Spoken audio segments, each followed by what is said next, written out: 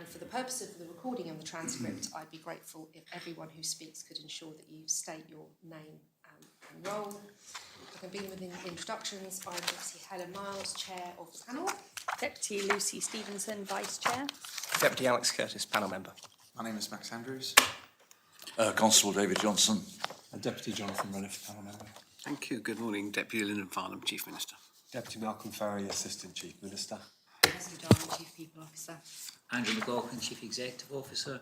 Paul Wiley, Director of Policy. It's lovely, thank you. And I know we've got some officers in the room that may be required to speak, so if you do need to come to the microphone for the benefit of the transcript, if you could introduce yourself. Thank you. I'd like to draw your attention that we've got 2 hours scheduled for this hearing. We've got a number of questions today. As you can, we are a big panel, so we'll be chopping and changing, but I'll try to maintain order as best I can. So, firstly, I'm going to ask some questions about the government restructure. So, Chief Minister, can you update us on the recent restructuring changes across government departments and the rationale for those changes, and also the consultation and the decision process that was undertaken? Okay. Thank you. So the main changes are not. We keep sort of pushing back. It's not a restructure as such, but a change more or less in reporting lines and a continued what we call responsible sort of oversight and maintenance of the public sector and how that is managed to make sure it's right-sized. And that's largely because we've seen exponential growth in recent years, and one of our key policy areas is to curb that growth, to make sure it remains sustainable. Because if we projected that growth to continue, it would soon become financially unviable. And so the chief executive has been leading on that and felt it's in our best interest to look at keeping that as manageable as possible in light of the current policy. And I think we're looking to make sure that we divert the resources towards our common strategic policies, our priorities, and also frontline services. So you talked to us now about the rationale for the changes, but yes. the question was about any consultation and how the decisions were made about this restructuring. Chief Executive. So I think since we were last here, the main one was the change in reporting lines for people services and digital services, if that's what you're referring to. So again, it's a change of reporting line, and we didn't restructure any of the individual teams as such, or place people at risk as a result of those changes. So we felt it was a change in the structure at risk. It's a different consultation process. Colleagues, of course, approach it in a different way. So in practice, will anything actually change? Well, we're hoping so. So the rationale for the changes were a couple of things. Firstly, we felt that the decision, I think, which was only 2 or 3 years old, to dismantle the Chief Operating Office and put the operational functions of the Chief Operating Office alongside essentially the policy and political functions of what was the Office of the Chief Minister and create a Cabinet Office. We felt a couple of things, particularly when working through all the workshops with the CSP. We as an executive team felt that the kind of running of government, the corporate services of government, around a lot of the work of the Treasury teams, a lot of the work of people services and a lot of work of digital services, we felt they were better together, and that also trying to have a smaller, more focused Cabinet Office on policy research and some of its statutory functions, we felt that focus would help both those teams and would help us to deliver the essential services of government. So that was the rationale. The secondary rationale was a view that it would really help us to run the government and lead the government corporately if we had a really strong corporate services leadership team. And I believe bringing the Chief People Officer and Chief Digital Officer in alongside the Treasurer gives us that strength and depth in what's a vital area of government. So that was the rationale. Thank you. Can you tell us then now, so what is the function of the Cabinet Office now? Primary functions. Do it from the executive Yeah. perspective, Paul. yeah, do you want us to literally list it? Or? I don't want you to list it, but obviously Oh, you okay. said that there's So, been a change, but what is the Cabinet Office for? I would describe it policy. Yeah, policy. That's obviously where the Director of Policy is, and those policy functions which the government wants to hold in centrally in centre of excellence as opposed to dispersed. So policy, research, we'll get Statistics Jersey in there amongst other things, ministerial support, so the team that's always been there in some way, shape or form, and the communication services, that's what's in the Cabinet Office. There are also, of course, oversight of various statutory bodies in there as well, which Paul can... So you haven't got all policy though in Cabinet Office, have you? Never have had. Okay, and is there any plan to either devolve some of that policy out to departments or the other way around to bring it in? So I can answer that if you like. No, there's no plans to do so, and in my experience to date, it's not been necessary. What you have in Jersey is a very small group of people who, provided they can work together well, can produce a common strategic policy, can support the council ministers, and provide the whole rambit of policy considerations, be it social, public policy, environmental, or economic. So when there's crossovers there, so if you've got environmental policy that may impact on economic policy, but economic policy is outside the Cabinet Office, Yes. what mechanisms and structures have you got in place to make sure that you're working in a complementary fashion? So, happy to talk about it. You can, I'm happy to come in. Perhaps if I talk about the official level working, and the Chief Minister can describe how Give you this the is political. taken forward at ministerial level. But at official level, I chair a monthly meeting covering our policy profession, of which several colleagues in the economic department, for example, are policy officers. So I've a head of policy responsibility in terms of setting out what competencies you require, the devising of an apprenticeship scheme, how people progress through, and all of the training that we provide centrally. And then we also have a grip through our legislative programme. So again, a monthly grip on legislation that covers all aspects of policy, including economic, and where those overline. And then in addition, regular catch-ups and make sure that we are at official level working collaboratively, and there's a single piece of advice going to council ministers that balances these issues. Well, I just wanted from a political perspective, we find that the more policy making that is centralised, the better the collaboration between policy makers and departments. Of course, enormously helpful now. The new building has put many more people in the same place, which is has provided a sort of a tangible a benefit to that. Of course, there are times when different departmental policies and regulation, bump into each other's interests, and that's always debated politically and appropriate instructions passed down from there. Okay, thank you. Pass you on to Jonathan. One particular area of restructuring, of course, is health. So, Chief Minister, can you tell me what involvement you've had in respect of the development of decisions regarding the new health department model? Well, I think the involvement council and ministers have had is the presentations from the health team and the health minister, which come to council ministers, I think at least two, I can't remember, 2 or 3 times we've been updated.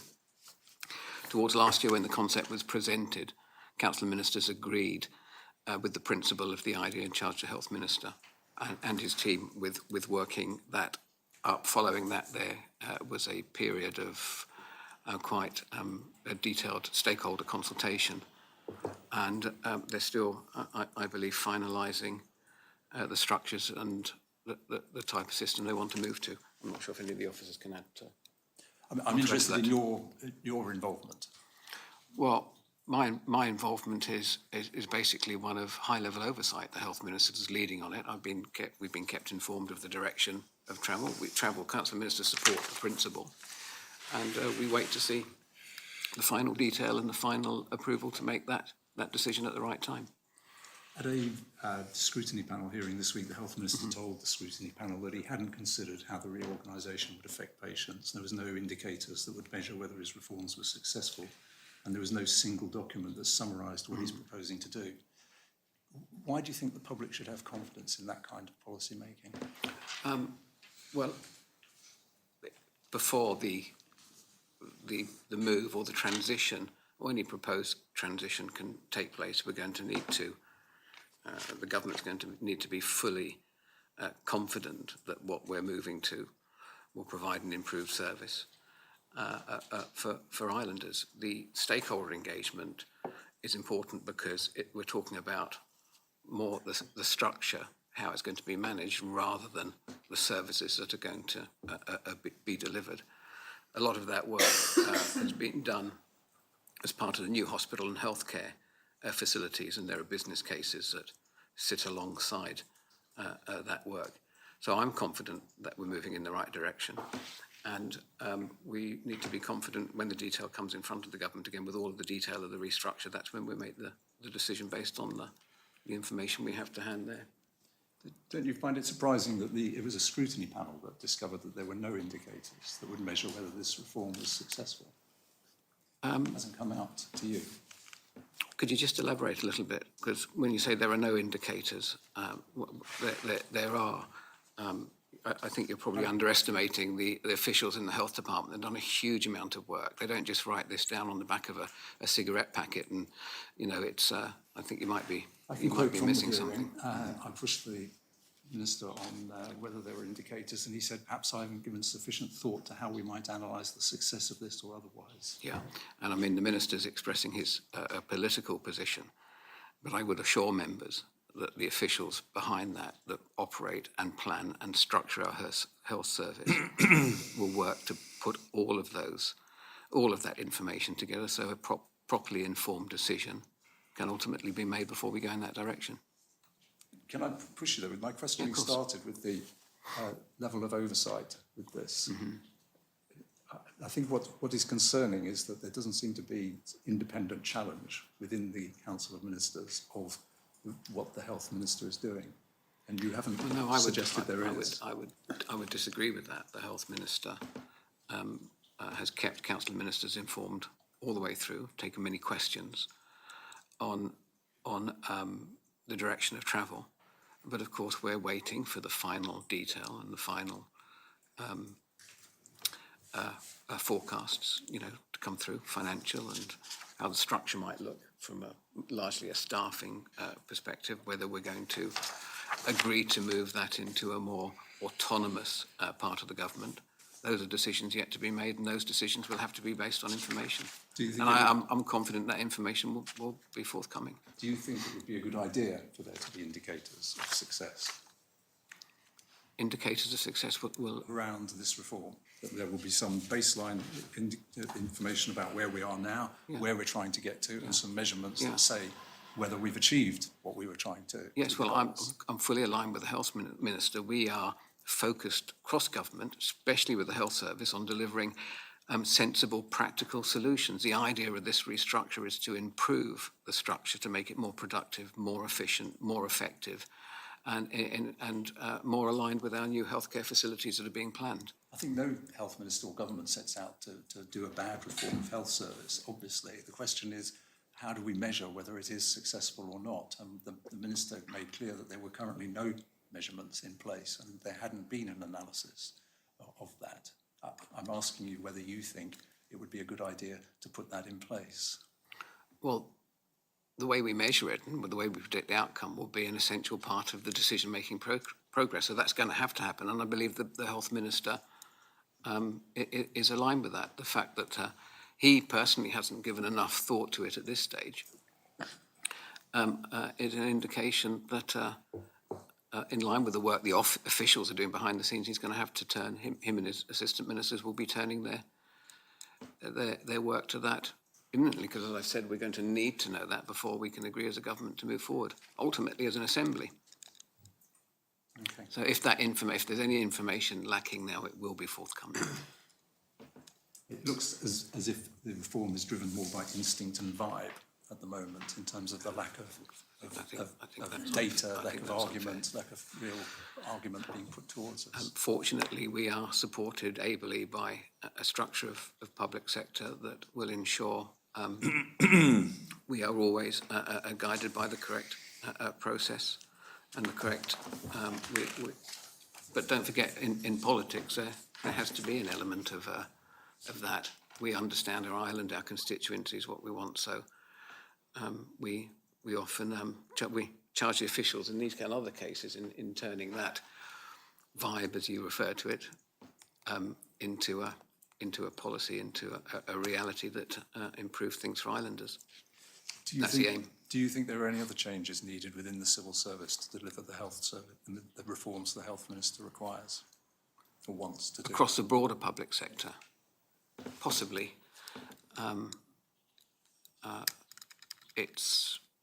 It's a bit early to tell. I think the conversations I've had with senior health officials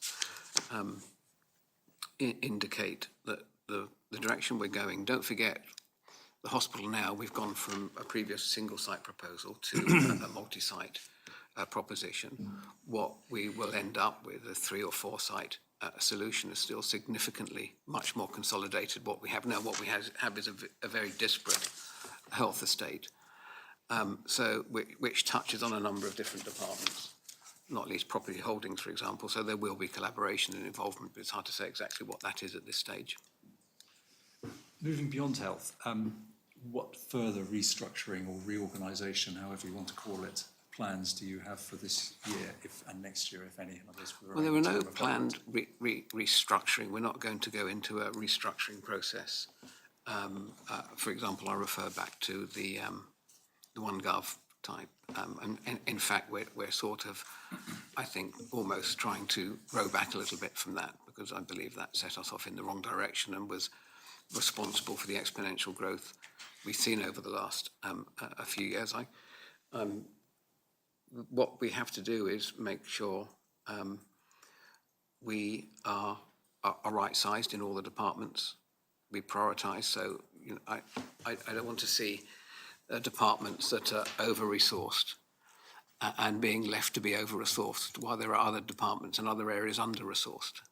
And that's part of the work we're doing, which when you look at our workforce numbers, and there was a slight decrease in headcount at the end of the year, but it's running stable. We have been largely successful so far in curbing the growth, but rather than bringing new people in, we're focusing on redeployment to fill those gaps and sort of make sure everything's been evened out so we can deliver. When it comes to the health plans for restructure, there's no public consultation planned. What procedures are being followed based on policy and guidelines to decide when public engagement would be appropriate? Well, I might have to have help from the officers. What can you yes, so, just elaborate on that? So under the last Council of Ministers, we developed public engagement guidance, and that still exists, that's still live. So there's varying degrees of engagement from assessing open source information through to checking whether a direction is correct, through to more general consultation and engagement, and right through to collaborative working. So there's a clear kind of 4-step process that all officers should consider when they're making that decision. And that process led to a decision that there was no need to do a public consultation on health reform. It's a decision for kind of ministers to determine the extent to which the public is able to engage in this information, and what you have actually had in that scenario was what I would call the second tier, which is going out to the experts and the people who are already involved in health service and the professions, and asking them what they thought, and there was very considerable real world and also written engagement on that front. And officer advice was that it was not required to go to public consultation. So you need to balance out what effort you're expending in terms of a consultation with the ability for the public to engage in this very complex organisational change.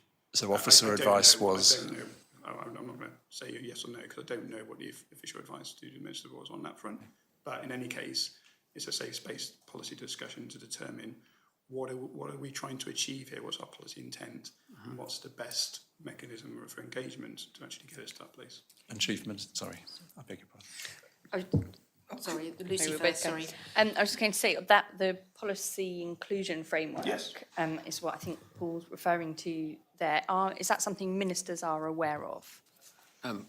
Broadly, yes, in relation to, I couldn't recall it off the top of my head without having it asking to go to public consultation. When you're looking at specialist structures of how the medics are going to structure themselves to deliver that service, the important thing, in my opinion, is that you have the stakeholder consultation, and that's what's happened. The consultants and the medical staff have been consulted on that. It's them that are going to be guiding that structure. So I'm not, we might have a difference of opinion. I don't think really going out to public consultation on that is necessary because the public, many members of the public won't have the knowledge or the expertise to actually guide on that structure. Yes, when type of services and how the services are delivered, I think is worthy of public consultation. So. Chief Minister, wherever you consult, whether it's the public, whether it be specialisms, is it your view that your council should consult knowing who those people are in advance and articulating why?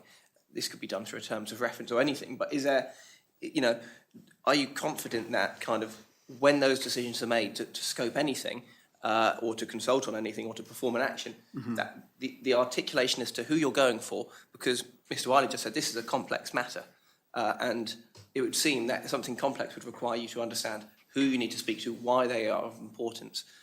Is that the kind of level of detail you would expect ministers to be thinking about and ultimately documenting in any form before they go and ask someone what they're looking for? Yeah, well, yes, I would if we're talking about the same thing, and I believe that's been done with the stakeholder consultation in relation to the proposed change to the health service. I think in this instance, if I understand the question correctly, in every policy area there's a policy community of specialists who are in that policy area all of the time. And if you look at the stakeholder consultation in health, the Minister would have been informed by officials about who's in that policy community, which groups are active, which groups have particular areas of expertise to contribute. And I think if you look at the list of consultees and the meetings that they had, they covered that policy community, I think, pretty comprehensively. I accept that's not a public consultation, but in the confines of what you're asking, I think officials would have advised who the policy community was. Of course, the health ministerial team will none of that would be a surprise to them, I suggest, but in any policy area, we will always look to say this is a policy community of interested people, because bear in mind, when they started that beginning of last autumn, they were effectively in green paper stage on the concept of a unitary health system and beginning to be informed by that consultation of how it might be structured. Obviously, as they move much more into the advanced stages of that before getting to the Assembly, some of the additional information I think you're looking for, you would rightly expect officials to build into it. We always ensure that before going to that Council of Ministers and before the Assembly, what do you have to believe in this policy? What are the benefits? What are the big risks and how are you mitigating them? Were there any other alternatives considered and why were they discounted? Those three questions will always be asked by officials, and that will happen in this case. It's more. I guess my question is, it's more when you go out on these, are you really targeting? Is it clear who you're asking before you're asking, and do ministers know how they're approaching a consultation, whoever it's with? So when a scrutiny panel or a member in the Assembly asks one of your ministers, who have you spoken to, that the answers are forthcoming, going, well, yes, because I knew I would need to speak to senior leadership. I knew I'd need to speak to a number of GPs, and this is how we decided who I'd speak to. I guess, is that the kind of, do you think ministers are able to provide those answers at the moment? I would think they are. The process starts with advice from officials. I'm not sure ministers just, sort of... Okay. It's interesting you mentioned a green paper stage, because there was no green paper, of course. And therefore, We don't have green papers. but the point I'd make, it comes back to this point I raised right at the beginning, which is this is about patient outcomes, ultimately. One assumes that there's an ambition that this will lead to better patient outcomes somewhere along the line. And therefore, one would assume that you would have some need to involve the public. The Isle of Man embarked on a reorganisation of its health services a few years ago, creating a centralised department, bringing GPs in and so on. It's now under in crisis, major review by their parliament. The GP's on strike for the first time in the history, and the health minister's just resigned. I mean, these reorganisations do affect patient outcomes. So I'm not sure I accept this argument that it's too high level for the public to be involved. Surely, if it's affecting patient outcomes, the public might want to have a say. Just to be clear, I don't disagree with you, but in relation to this first part of this reorganisation is about the structuring of the department based upon the staffing and the specialist aspect of that. We've carried out significant public consultation in relation to the hospital and new healthcare facilities, which is a vehicle that would deliver those services. Before we make the final decision, the government makes a final decision, we may decide then that some public consultation might be necessary, depending on what the new structures look like. On the reforms, on the overall reforms, but this is more focused on the work that's been done. And States members have had a presentation on the 5th of December, and I wrote to members on the 7th of Can February. I just go back to something that the Chief Executive said? You mentioned 3 aspects there, and one aspect was about considering alternatives. So you would expect a good policy official to present the alternatives to the Minister. The Minister was quite clear in answer to an oral question that no alternatives to this structure had been considered. So can you just square that? Well, forgive me, I haven't seen the Minister's evidence, but by definition, the status quo is an alternative to what's proposed, so there'll be at least one. But always the policy advice is to be clear about what your options are so that you can evaluate the option you've chosen. That's true of every policy area. Thank you. I'm going to hand you over to Connetab Johnson now to change the subject. This is on policy and legislative work streams for this year. Departmental business plans for the year were set to be published in January for each department.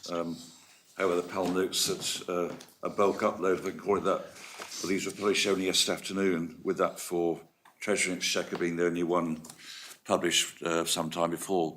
Could you explain, please, the reason for delay in publication? Well, the target for publishing was the 28th of February. We missed that by a few days, and I think that was, I'll take responsibility for that. We were waiting for my final sign-off, which happened on Monday, I think. We have in response to a question previously, the ministerial response, departmental business plans were published as usual in January 25, so obviously that date has shifted. Right, well, so, okay, well, I do apologise. We were aiming for 28th of February.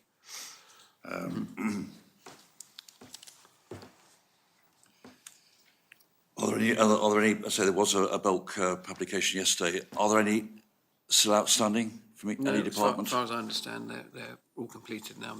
Ministers have signed off all of the relevant plans. Okay. Moving on to the Cabinet Office Business Plan 2025, you noted your key objectives as they're outlined. What challenges or concerns, if any, have become known in respect of the delivery of these?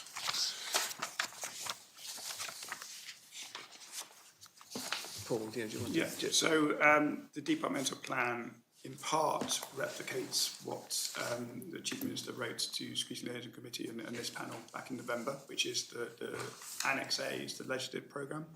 So we already announced that back in November, and this kind of records that there's no substantial change in the legislative programme from then to now.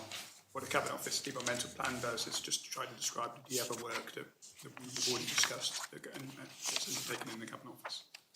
The general question really is, I mean, we have the key objectives here, curbing the growth of public service, advising and supporting ministers. I mean, are there any concerns which have come up during the course of general work on that? No, we're on track to meet those savings targets. They were published again in the budget, which was approved in November. So we're on track to meet those savings. 1st of January 25 has already happened. 1st of January 26 is on track.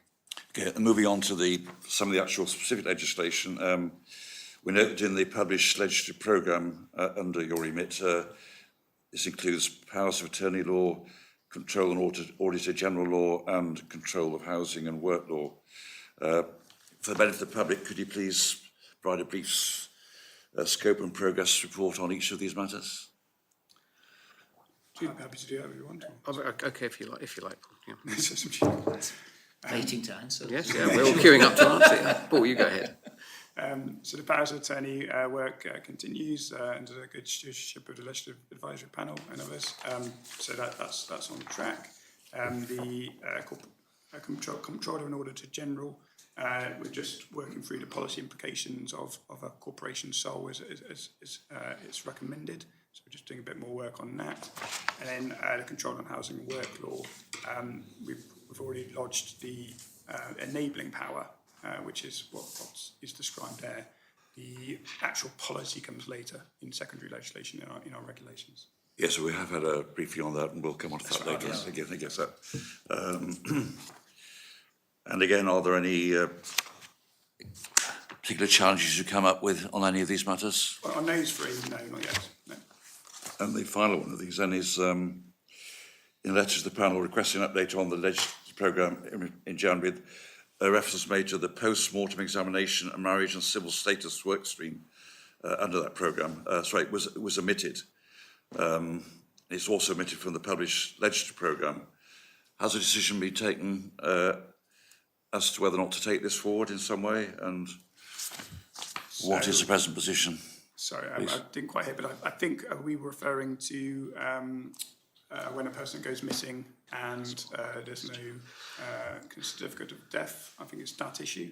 Well, it's more to do with, post-mortems in particular. Yes, so we have explored that and we found that it's, primary legislation is not actually needed. There's good kind of case law that allows those, frankly and thankfully, rare occurrences to be dealt with that way. Thank you. I'm interested, Chief Minister, in terms of the responsibilities that you have, the policy areas that you have responsibilities for, which ones you think are the most significant and the most problematic? What in terms of legislation? Well, in terms of your work areas, which are listed here, housing controls, population policy, complaints handling, legacy of Jersey Care Inquiry. You know, there's a list of things of which you're responsible. Which ones do you regard? The work stream is geared about focusing on the CSP priorities. The most, from my perspective, from my political perspective, the most important piece of work that we are going to be focused on is housing. In the broader subject, don't mix it up with the control and housing and work law. That plays a part of it, and how we might how we develop access to much more affordable housing moving forward. That's a key area for the government. I understand that. That's great to hear. But you have various specific areas which, as Chief Minister, you're responsible for. Can you show me the list you're referring to? So well, it's in the business plan for the Cabinet Office. Housing and work controls, population policy, management of death process, complaints handling, legacy independent Jersey Care Inquiry, International Cultural Centre. I think questions, are any of them particularly vexing to you?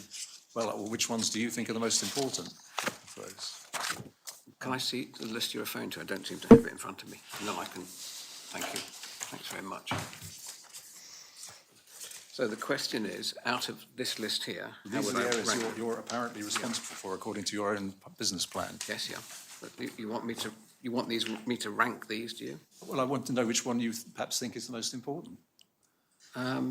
Well, they've all been prioritised.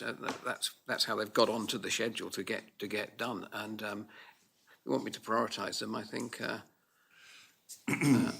I would probably say housing and work controls, housing controls, population policy, and because they all relate to the big challenge we have. Thank you. Thanks for that. Thank you, Alex.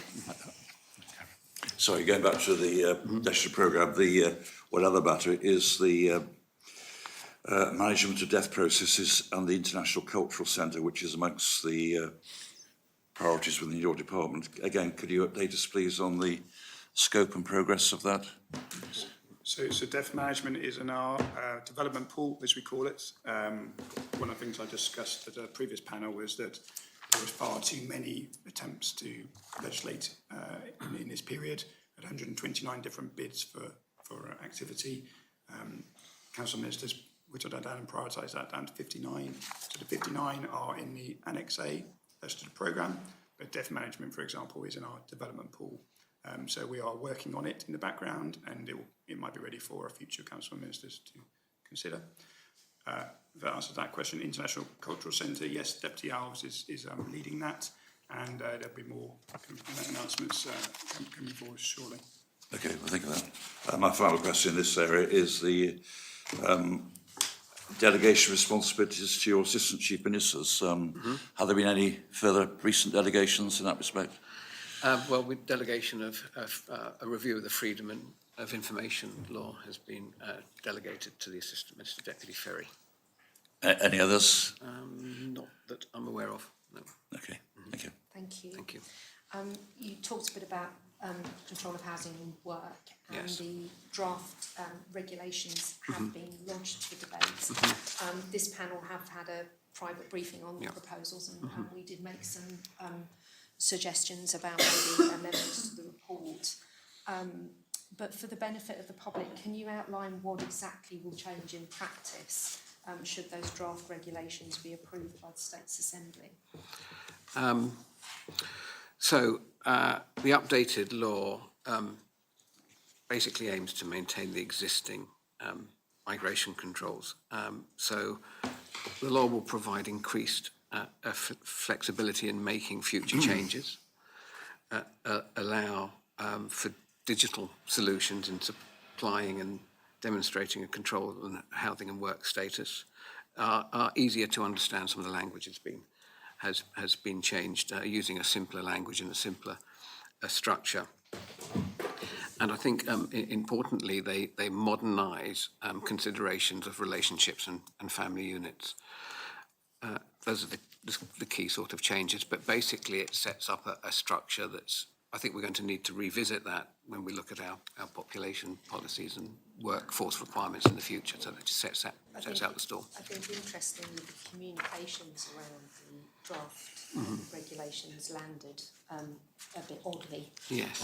And some of the public, certainly some of the feedback that we've had. So what steps are you going to take to make sure that the public are properly informed about the fact that actually nothing is changing as a result of these regulations? We actually took the right steps.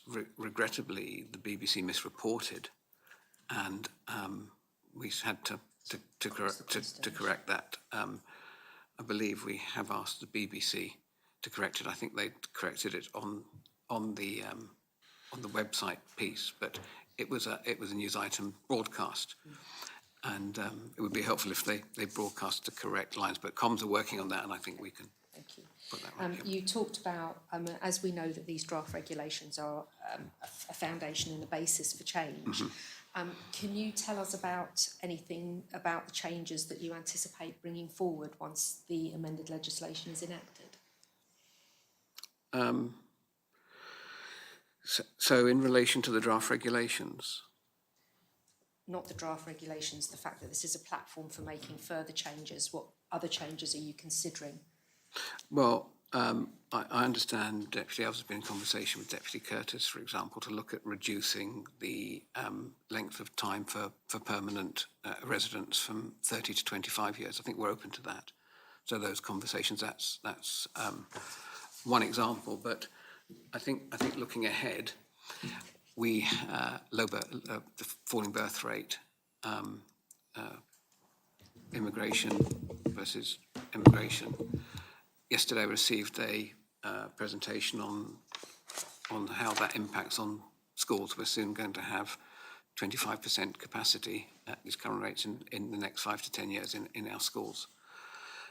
So when we look at those challenges that are facing us, that's going to, I think we might have to significantly continue to refine these to ensure we can bring in the right skills, and we can provide the right standard of housing at the right cost. Those are the sort of Have you things. got any timeline in mind for these changes?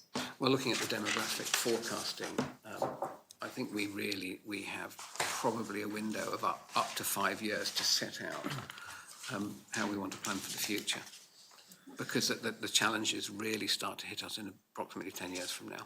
And in terms of the scrutiny's role in that, will we be involved during the planning and the thinking stages, or will we be presented with the policy to scrutinise at the end of the process? I think our policy is always to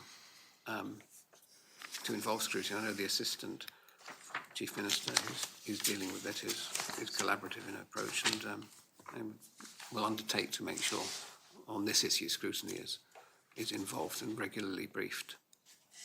You've talked about how making the changes will support the Common Population Policy objectives, but how are you gathering accurate and timely statistics on the trends of our population? to support this work? to help. Yes, Neil, would you like to assist in that and come introduce yourself? Yeah. You want to sit in my place? Yeah. Hello, panel deputies. I'm Neil Stocks, Policy Principal for Control Housing Work Law. So could you repeat the question that you were... Yeah, it was about, the Chief Minister's talked about how changes will support the Common Population Policy, and my questions are around how accurate and timely statistics are being gathered, and the broader questions whether Statistics Jersey are adequately resourced to provide the necessary information to properly evidence the changes that are likely to be made. So I can speak in relation to the data that we're getting at the moment. So we're getting significantly better data than we had even 2 or 3 years ago from Statistics Jersey. Previously, we've had census data was the only really reliable data that we had. That was coming every 10 years. Statistics Jersey did projections moving forwards, but as we saw from the last set of the last census, those projections can be out for reasons that were changing economic and global COVID and Brexit. COVID and Brexit, COVID and absolutely. COVID and Brexit. Leaving us with a population that was somewhat different to that was being projected and planned for. We are getting kind of now, instead of 10-year historically, we're looking at 12 months backwards, and Statistics Jersey are moving to gather much more live data of who's on the island. That's giving us a much better idea of who's here now as opposed to who was here 10 years ago. Thank you. The 2025 Business Plan for Employment, Social Security and Housing notes that it will deliver on your behalf aspects of the control of housing and work stream, developing and introducing updated housing controls to support the needs of today's workforce. What oversight will you and the Assistant Chief Minister have regarding that work stream, and what considerations are already in place to free up the housing market for people who have been here less than 5 years? Okay, perhaps Neil could explain how that will work from an officer perspective. Yeah, certainly. So the Control Housing Work regulations, presuming they are approved in the debate, one part of the supporting legislation from the Control Housing Work Law that gives that flexibility to the ministers to be able to adapt more quickly. The main driver is there was lots of detail in the primary legislation that was difficult to change in a timely manner. By moving that into the secondary legislation, that gives the ministers the flexibility to make those changes much more quickly and to adapt to the conditions as you talked about during COVID and Brexit. That was a challenge for ministers. The Chief Minister and the Assistant Chief Minister sit on the Hayward Plus panel who discuss matters related to population skills and housing controls on a regular basis. That's alongside all of the relevant ministers. Okay, thank you. And we know that there'll be some guidance and some orders drafted to accompany the regulations. Can you just give us an idea of the timeline of that? Yeah, so there'll be two orders, the exemption order and the fees order. They're being drafted now. Our expectation is after the debate, there will be an appointed day act at a later date. I would expect that to be maybe Q3, Q4 of this year. Okay, so quite soon then. Relatively soon. Okay, and enough time will be provided for scrutiny to be able to scrutinise that guidance. Absolutely. The intention is that the orders will pretty much be a carbon copy of what exists now. We just have to do that because when the new law comes into place, the existing orders are wiped out. Yes, Can I just push, Chief Minister, you talked about there will be a need for a more radical change to population policy. Is the intention to do that within your term of government, or have you sort of settled on the idea that will take 4 or 5 years? The word radical, but right, a bigger then change. I don't think it will, because some of it we're looking at starting that process with what we know, but I think that will be probably the next government will be dealing with the bulk of that. Thank you. Conatard Johnson, back to you. Yes, again, keeping with the CHW law, we understand that this will allow appeals through a tribunal for which the membership will be allocated by yourself, Minister. Can you confirm that is correct? That is correct, as I understand it. Yeah, that gives more freedom, as there were prescribed ministers that had to be on that group at the moment. Sorry. So the new regulations allow, basically, not for ministers, but for any state's member, I think, to be on that panel. But you're responsible for the appointment of... Okay. Looking at the situation more generally, you'll recall that the Law Commission report on access to administrative redress, and this is the one before the Public Ombudsman report, recommended the establishment of a New Jersey Administrative Appeals Tribunal, I'll call it JAAT, which would effectively replace 8 separate tribunals presently in place.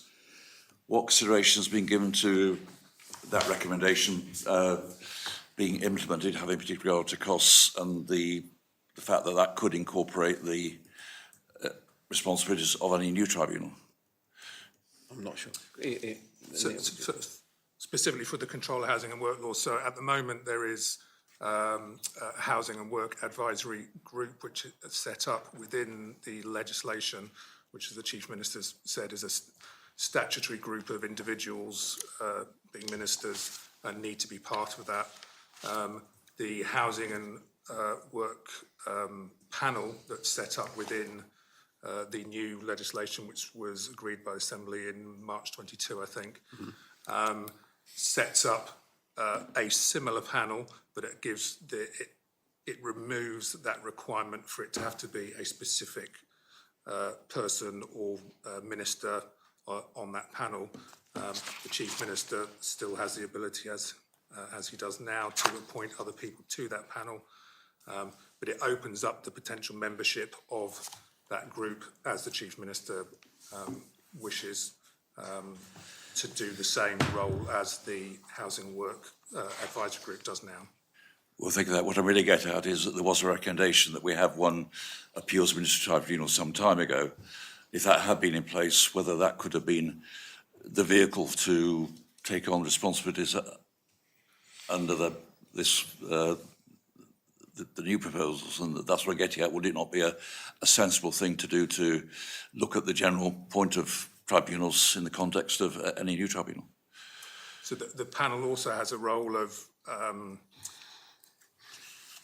as cases come to them, they can make recommendations to the Chief Minister in order to amend policy and potentially legislation if that's felt appropriate. So it's not just, it doesn't just have a review responsibility. It also has ability to give guidance to the Chief Minister on other matters. I hear that, but again, I would have thought that the general powers of a JAT could be sufficiently wide to embrace what you're talking about, but let's leave it at that for now. But again, going on to the other point regarding the JAT, one of the intentions in the recommendation was that apart from question of applying resources more efficiently, it would provide a forum to hear appeals against departmental decisions, which currently are often made to the minister whose department it is, which is effectively equivalent to the minister marking his own homework.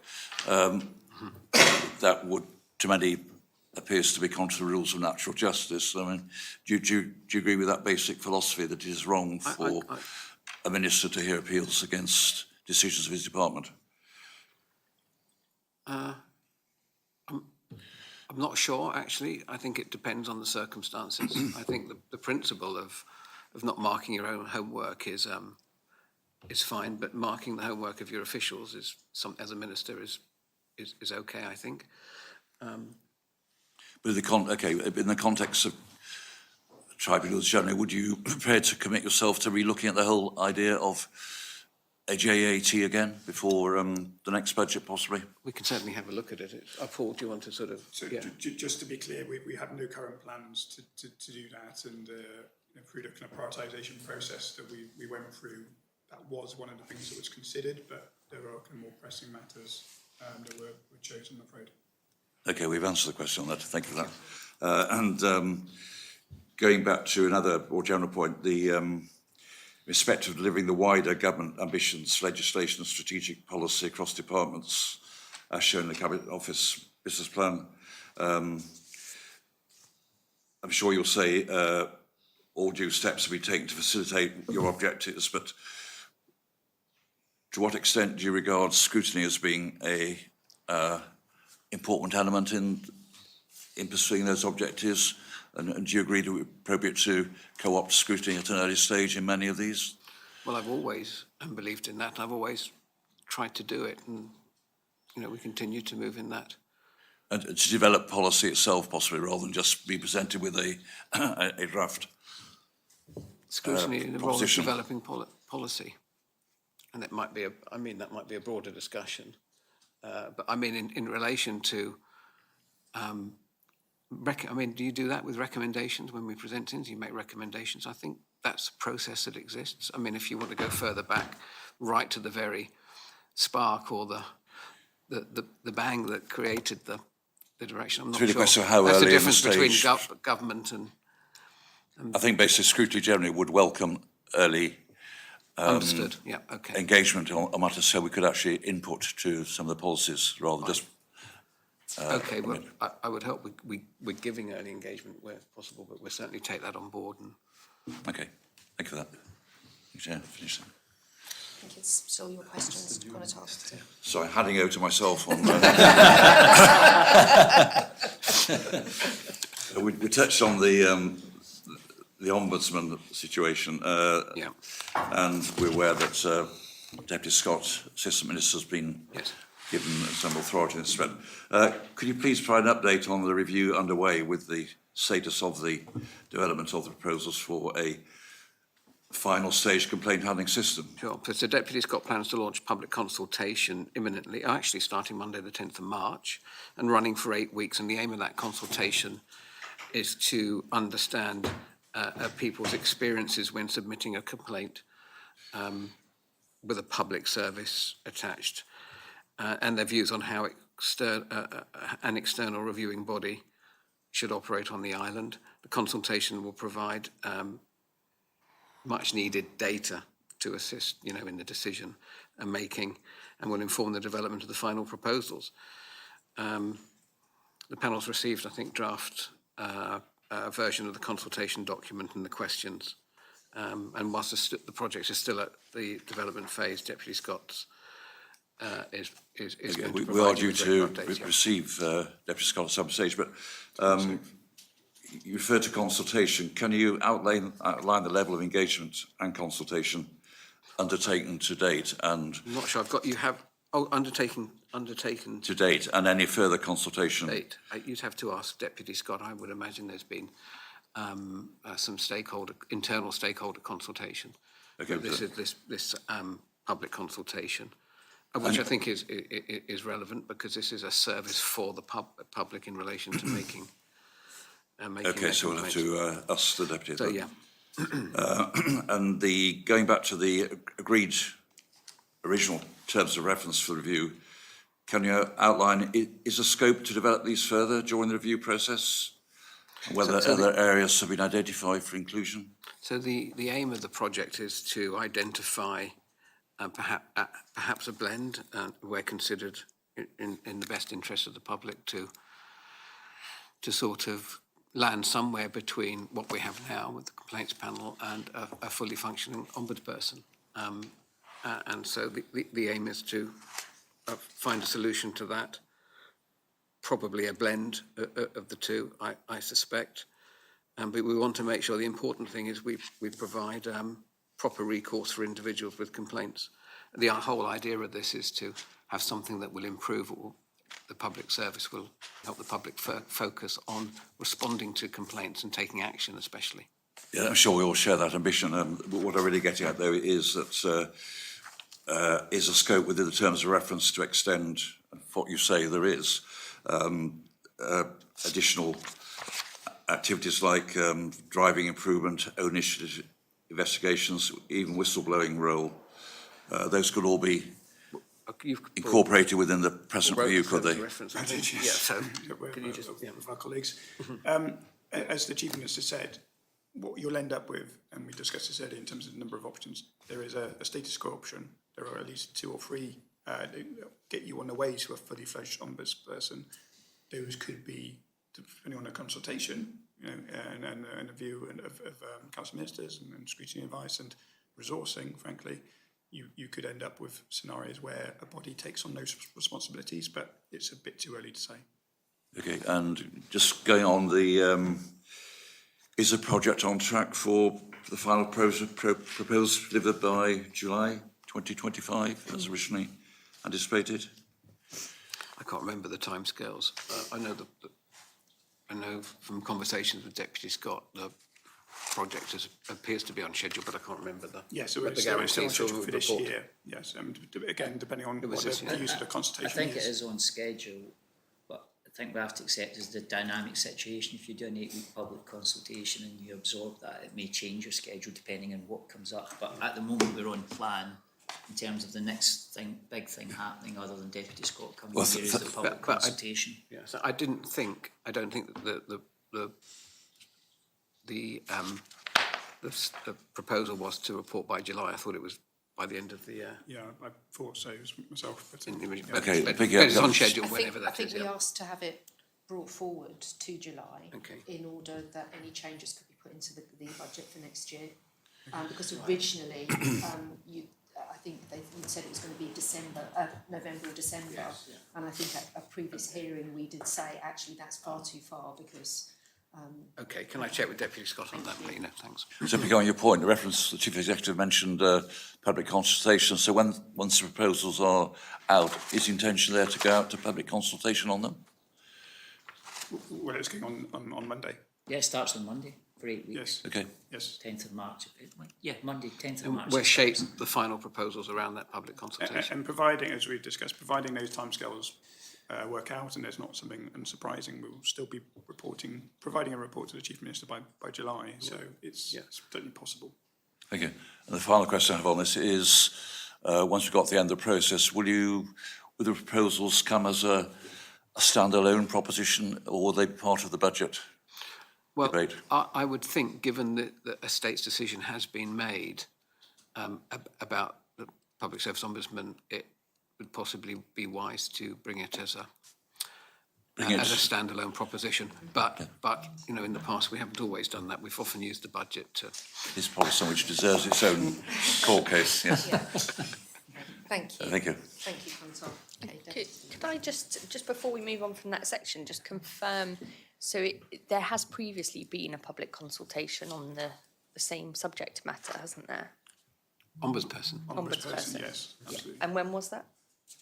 Was it November 22? 2008. Yes. I can't remember. Can I ask the Chief Minister then, there is sometimes a feeling among the public that they are often asked for their views, but then nothing follows from it, and then they worry or perhaps don't want to engage again in the future because they feel they're not listened to. What's different this time that means you will listen to the views of the public? I can't answer that because I'm not running the project. But the principle of that, I suspect that Deputy Scott, who will have gone into great detail on this, considers that probably a different set of questions needs to be asked of the public in relation to what the consultation referred to last time to what she's doing now. But that's my assumption, but I'd have to check with her. I can come back to you on that if you like. Thank you. Moving on then to the independent care inquiry. Can you update us on the delivery progress of the recommendations relating to the independent care inquiry and whether this remains an active priority for you? Yeah. And if not, why not, please? So I'm happy to update that of the 8 core key principles, 7 have been delivered. The final one, or delivered as much as they ever can be. Then the final one, recommendation 8, which is around legacy, is on track. So we had the invading in December of the garden area, and then in hopefully July we'll be invading the plaque with the permanent topology. So that the planning has been submitted for that, and that's the final recommendation. That's the final. Yeah, that's the right. You're well aware from State Assembly debates about having more. That's progressing as well. In terms of the approach to youth justice, we still haven't seen a published youth justice roadmap, I think they're calling it now, rather than a strategy. This has been hanging around for an awful long time, and it was a key recommendation of the Independent Jersey Care Inquiry. So can maybe Chief Minister, you give us an update about what the hold-up is there? I can't do it right now, I'm afraid. I'm looking. I can't see that on the recommendations. Is it related to the Children and Young People's Law? So it's That sits with the Minister for Justice and Home Affairs, yeah. and the I think it sits with the Minister for Children. exactly. So the Minister for Children and Families is taking that as his delegated responsibility as Assistant Minister for Justice and Home Affairs. So it is with Conatar Vibe at the moment, and he is progressing it. In the main, though, we've taken the view we're trying not to produce kind of strategies or even roadmaps for their sake. So it is more about what in practice we need to change. I understand that, but you know, the Jersey Independent Care Inquiry was a real moment in time, and I think those recommendations need to be taken seriously. And I think those are times when actually you need a strategy. Hence my concern that we still haven't seen it. Okay. Can I ask a question regarding the care inquiry? Mr. Wiley, you've talked very technically about the fact that the recommendations have all been met apart from the last one. Does that mean that as a government you are happy that we have in place all the things we need to do to protect young children, children in our care, or children in care and children more generally? Well, it means that we're approaching the recommendations, completing the recommendations of the independent care inquiry. But we all know you can never relax. We had a discussion this morning about VOG and how the easy part quite often is doing the recommendations. It's then making sure those recommendations remain in line with society. And you know, we may have more recommendations coming forward. We might need to change some of those. And I think the key aspect of the work that this government, future ministers do, you get the gist, yeah. And am I right in thinking as well that an ombudsman was part of the care inquiry recommendation? Yes.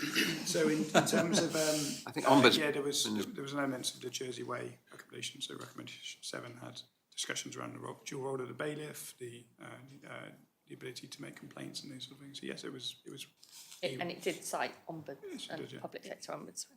Hence the proposition to the states which approved the creation of the ombudsperson. Thank you. Listen, thank you. Chief Minister, I know you have been discussing at Council of Ministers Project Breakwater. Yes. Can you update us on the work stream, please? What can you tell us about the scope of the work and the scope of what it will cover, first of all? Project Breakwater refers to what is an island regeneration programme, which was the I've lost the word, which Deputy Binney originally came to Council of Ministers with us with some ideas that he wanted to work up around that, which he's done primarily based around health estate and public realm. That concept's been built up and evolved into more of an island regeneration programme, which focuses on addressing the vast underinvestment in our public realm infrastructure. And one of the reasons the public consultation was slightly delayed on Fort Regent is we wanted to bring the fort into that fold to consider it as part of the bigger picture. So that's where it is at the moment.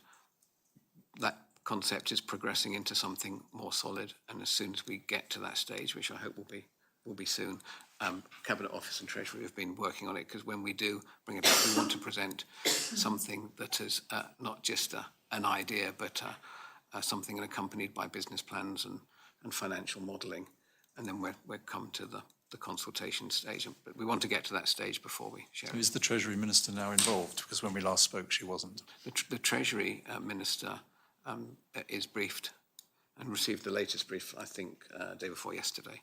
So all ministers now are starting to become more involved in areas that affect them. And I've met with a number of ministers and the Deputy Chief Minister over the last week, and we're extending the detail of that now to a broader. Can you share anything with the public about other than Fort Regent, what is in scope?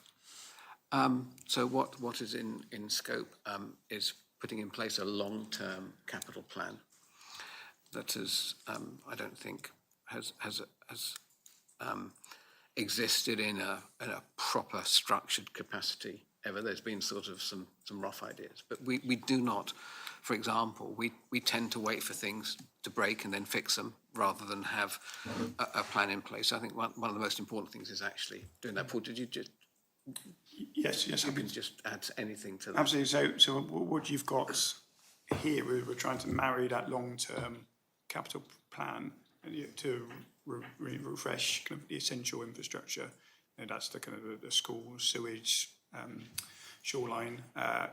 Those are things we know about already. And then Chief Minister and Deputy Chief Minister have been developing ideas that effectively have a surge of activity for a shorter period at the start to refresh public realm, sports facilities.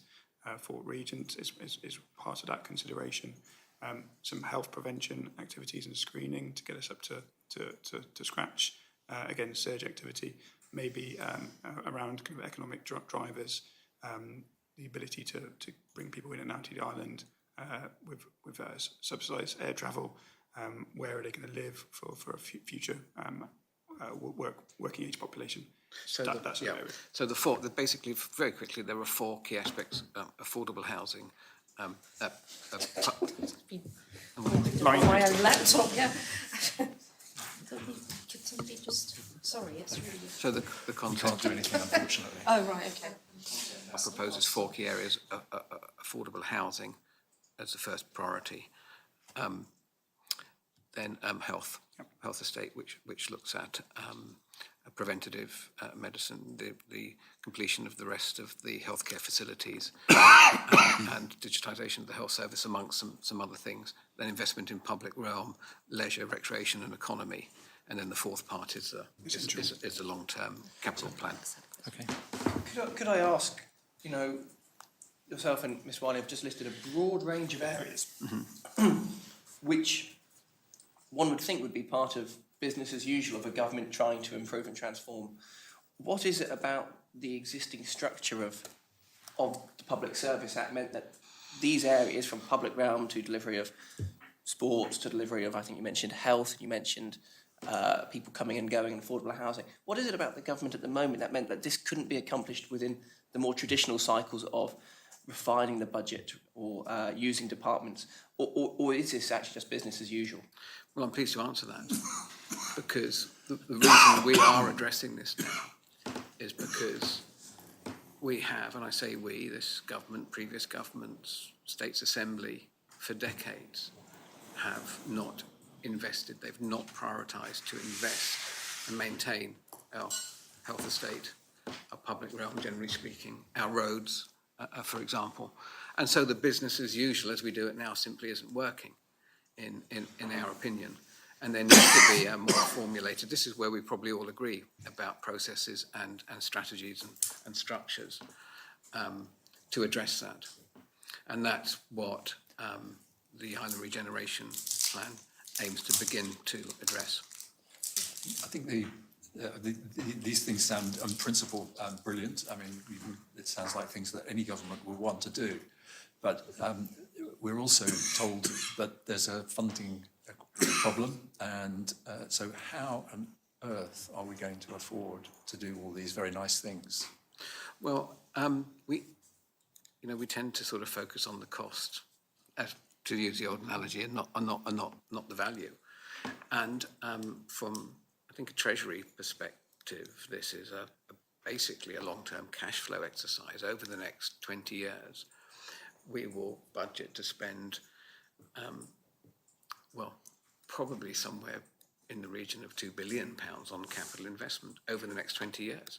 But we don't know right now where we're going to spend that. We sort of we agree every year of part of the budget process.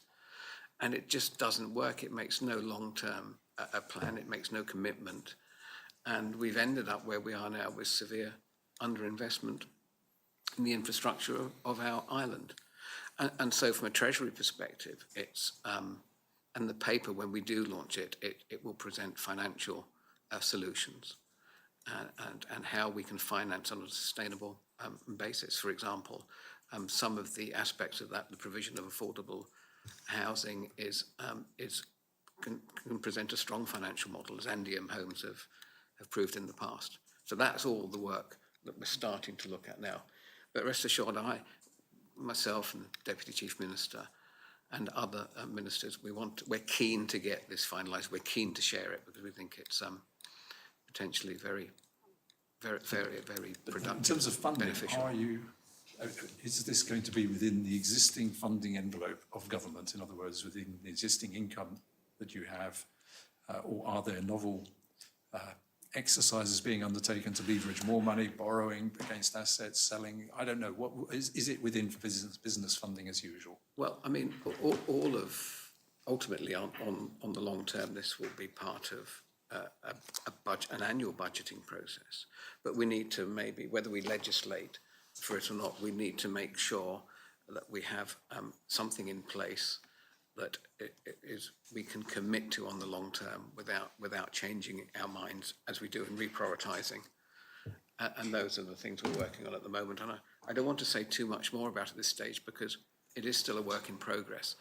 And I'm nervous that if we start saying things, it starts all going off in different directions. So,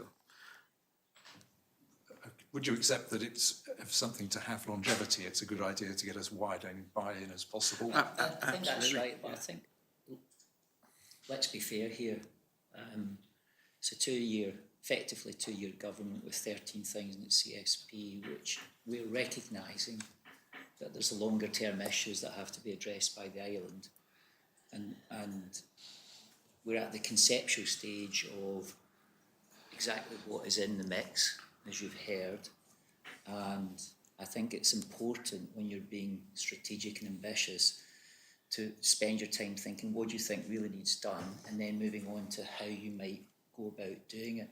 And I don't think we're yet at the stage of the how.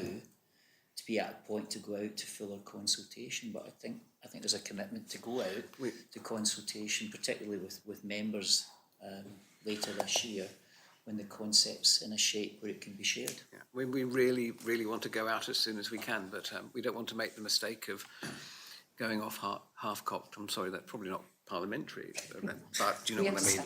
We understand. Shall I move on then? Please. You have a role advising and supporting ministers, and in particular regarding the CSP, Common Priorities, strategic policy. What do you actually do to coordinate and support ministers? Spin lots of plates on a regular basis. So the management of ministers, as you know, ministers are largely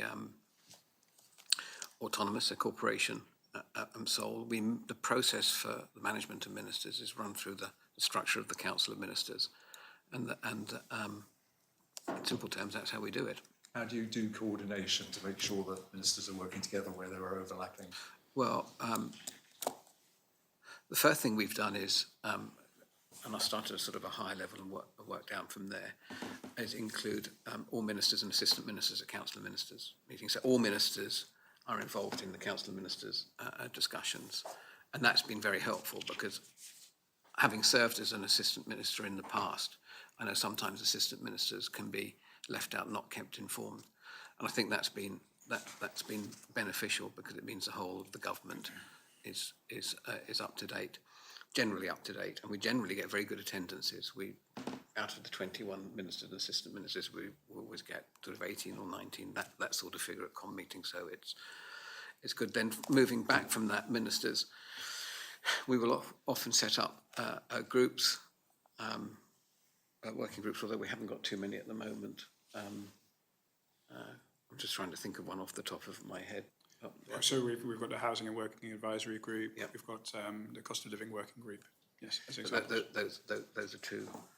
Is this in relation specifically to the sort of tracking, Yeah, coordination of the tracking CSP? Tracking coordination I of think the an CSP. important, I understand. I think an important point of context here is that it took 10 Council of Ministers workshops to craft that programme. And we then had a lot of follow-up workshops, as you've heard before, on the legislative programme, on the availability of resources within the organisation, both people, money and technical resources. So I think to some extent we broke the back of not only having a plan, but having a plan that could be resourced in those workshops. And I suspect that's why now we're able to have fewer workshops on the plan, but we do need to invoke obviously the Chief Minister where we have pinch points or where things look as if as we're tracking them they might not be on track. So it's much more now about those one or two areas where potentially we could go off track for a resource or another reason, but there's not many of them, it's fair to say, at the moment. Thank you. One of the priorities is start to build a new hospital. What oversight function do you play in regard to that particular CSP? Well, as chair of the Council of Ministers. So you keep an eye on it. You don't just agree everything that comes before you in that respect. No, not all the time. I receive regular updates from the I forget the acronym, the New Healthcare Facilities Group, and we Council of Ministers receive updates from the group. So It's not much. Not much I don't know about the project. The scrutiny panel responsible for overseeing that, which I chair, produced a report which, amongst many other things, said that there was lack of an evidence of independent challenge within the government of that team. Are you confident that the facilities are affordable to run in the future? I am confident. I'm very confident that plans are supported by a business plan, which confirms that. I think the Treasury. When I was doing it, we used Green Book guidance with all the planning So that's all been, I think been done. one of the central conclusions of That's the still the report, case with And this that's still the plan. case. but one of yeah. the central conclusions of this report was that the Green Book guidance was not followed, and that was by an independent advisor to the panel, not us. I mean, what evidence would you produce to say that it will be affordable to run four hospitals in the future? Well, we're not going to be running four hospitals. We're going to be running an acute hospital, We're running the mental health estates. facility, St Saviour, at the Inikano Centre, and potentially at Kensington Place or part of Kensington Place. And the thinking is changing. I've been discussing this with the health minister, where the focus will be on a preventative medicine centre, which has some commercial aspects to it as well. So all of the financials and the forecasting are part of the business plan, which accompanied the proposal all the way through, and all of the work I did on the previous project, we followed strict procedure, and actually we got generally quite positive Yeah, I think review on maybe that. the So Andrew might, I where's the think I've confusion? realised where there might be confusion. So phase one, the acute hospital has been green booked. The later phases haven't been green booked, and there's a good reason for that, because they're not yet in full scope of the budget and so forth for the treasurer. So just to reassure you, and if you were referring to later phases or the whole thing. No, I was referring very much to the acute facility, where we produced a scrutiny report that said very clearly that, in the view of our independent advisors, it did not meet Green Book standards. It was well below Green Book standards. Okay. We'll move on. And one of the other priorities of the CSP is the implementing the recommendations from the Violence Against Women and Girls Task Force report. Part of that is dependent on improvements to data collection. Can you set out what progress there's been in that area to deliver on the priority? And have you got any concerns, or have there been any setbacks? So on data collection, part of the small team that we established to implement the Violence Against Women and Girls recommendations is a data processor. So that's well underway. As a piece, we're not concerned about the recommendations. There's good project management in all areas. So what more data are we getting now that we weren't before? What are they focusing on? So if we want more detail, I suggest we might need to either write to you, or I'm sure the team would be happy to come and brief the group if it's purely on data or if it's wider. But you're happy that that's progressing as it should be? And Yes. Fine.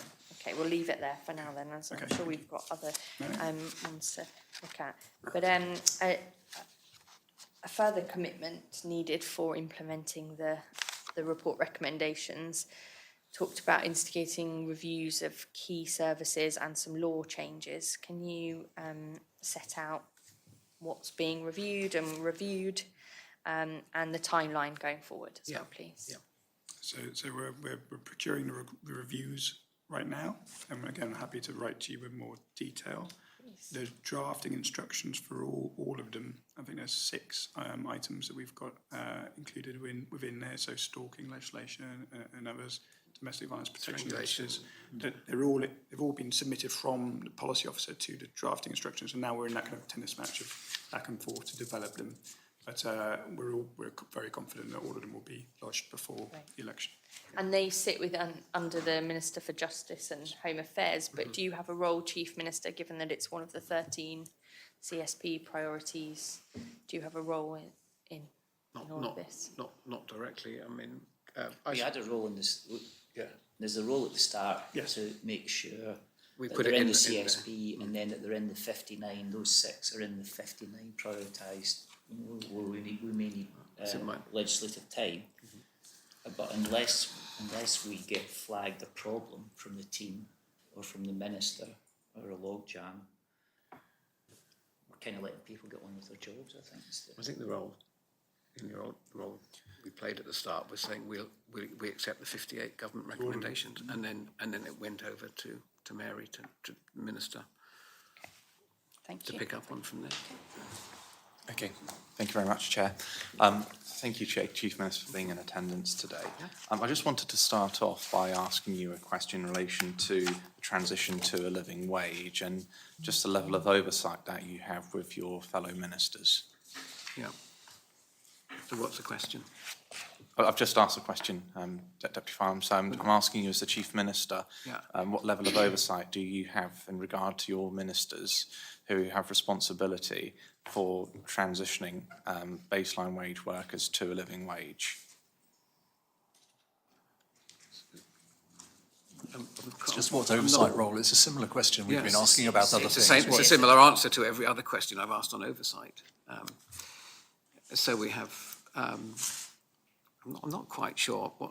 I think I'm struggling with oversight, apart from what I said. We work in a democratic way with council ministers' meetings, with presentations. We have further meetings. I have separate meetings with ministers on the subject. I'm not quite sure. So are you quite content? Are you quite that? content that we are moving towards a living wage economy? Yes. And if not, what concerns are there that you would like to see be rectified? Oh no, I'm content where we're on schedule to do that with the first part of the step to a living wage in 2026, happening from the beginning of April this year. Yeah, and also the panel notes that there have been discussions politically, I think with the Minister for Sustainable Development and the Minister for Social Security regarding the trainee minimum wage potentially being reintroduced. I just want to know whether you would be in support of this, or do you think the living wage transition should be for the living wage to be the baseline wage and there not to be a trainee minimum wage rate? We did have a debate at Council of Ministers table when we were looking at student rates and trainee rates, and Council of Ministers agreed, not quite unanimously, but it was very firmly in favour to maintain the status quo to prevent age discrimination on pay. So we're all aligned on that. I would have supported initially a trainee rate with strict conditions, so trainees weren't called a trainee and not actually being trained. And we have some aspects of the business support that will subsidise that, subject to trainees and apprenticeships being tangible. But Com weren't persuaded that the living wage should start from 18. Was for 18 for those in full-time. We had a debate about whether we extend it to 18 for those in full-time education on back of representations from business sector about holiday staff, and Com weren't persuaded on grounds of age discrimination. Okay. So that's sort of oversight. Yeah. Okay, no, thank you very much for that confirmation. Thanks. Minister, we also acknowledge that you've made it quite clear that you don't want the government to be increasing its fees. You want to try and limit the increases in line with, say, inflation. And do you believe that you are still on course to do this, or do you believe there are potentially going to be difficulties for some of your ministers who might be in a difficult position, who've got no choice but to? There have been difficulties. The pressure has been on to increase charges. But we've taken a different view. I think we capped any increases at 2.5% for this year, just to help bear down on inflation in a small way where we can. And instead, we've been saying to departments, you have to reprioritise. There's been a sort of a culture in the past that when more money is needed, we can put fees and charges up and create new revenue streams. And we've been pretty much firmly against that. Yeah. Obviously, the panel is fully aware of what took place during the health panel meeting earlier this week, where the Minister for Health and the Assistant or Deputy Chief Minister didn't rule out potentially bringing in a health charge in the future if we are going to see health going independent. And I just want to know whether you would be in support of this, or whether you are antithetical about this potential stance. Ultimately, that would have to be a decision for the States Assembly. But I'm not currently, and I've made my views clear. I think we should try and stick to funding all of our services from general taxation. But that's my position at the moment. We're in an ever-changing world. And I think that's perhaps a question for future governments and future assemblies. But right now, the policy of this government is not to introduce or increase So, charges. okay, so thank you, Chief Minister. So how are we going to address this operational deficit that has been forecast for, I think, is it 2026 or 2027? How are we going to address it? As we've addressed it in the past, we found the money from general taxation through the Treasury, and that means we have to focus and look right across the public sector, you know, and reprioritise or prioritise health for perhaps more funding. But that there are concerns. We're certainly not going to let health funding grow in an unfettered way. No. And as you mentioned, obviously, about making sure that we are curbing the growth in the public sector.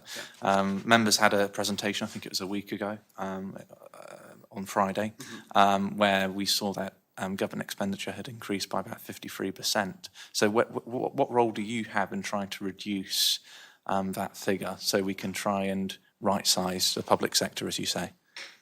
Well, the role of the government is to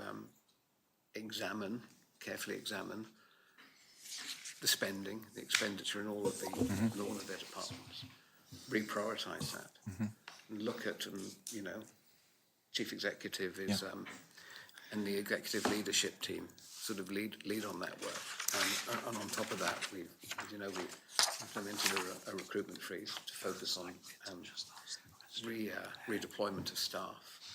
And so we align all of that with, you know, some necessary right-sizing. Andrew, did you want to add anything? On the curbing the growth, I Curbing the think growth. Deputy Andrews might be referring to the member presentation last Friday, which, so since 2017, there's been a 53% in cash terms increase in public spending. If that's, first thing to say is that that's not atypical for all governments who went through COVID and its aftermath.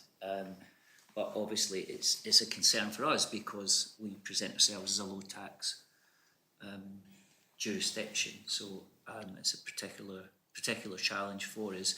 I think in the context of that, the government and the Council of Ministers really indicated to officers that they did want to curb the growth, even if the nominal growth couldn't be prevented, curb the rate of growth, and to generate options for consideration around that. You know, some of them, removing vacancies, recruitment freeze, trying to bear down on third-party consultancy in particular is another one, and of course, very importantly, just prioritisation.